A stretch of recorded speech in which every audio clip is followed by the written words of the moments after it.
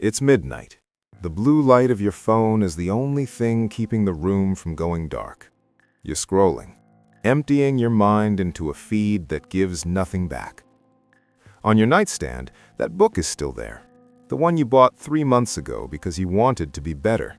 It's collecting dust. You look at it, and for a split second, you feel that spark, the desire to learn, to escape, to grow. Then you look back at the screen. You tell yourself you're too tired. You tell yourself you'll start fresh on Monday. Monday becomes next month becomes a year of "I used to read." It's a quiet weight in your chest, a subtle grief for the version of you that was supposed to be further along by now. You aren't lazy. You're just caught in the cycle of the easy path. The world is designed to keep you distracted. It wants your attention fragmented. It wants your focus thin. Comfort is the silent thief. It whispers that you have plenty of time while it steals your hours one by one. It convinces you that if you can't finish a chapter, there's no point in opening the cover. But here's the truth.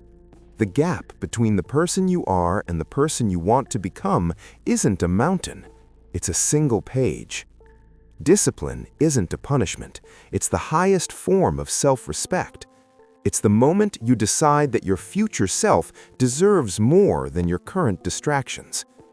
Reading isn't about the information, it's about the identity.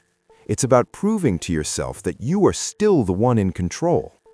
When you open that book for just 60 seconds, you aren't just reading words, you are reclaiming your mind. You are taking your power back from the algorithms. Freedom isn't doing whatever you feel like doing in the moment.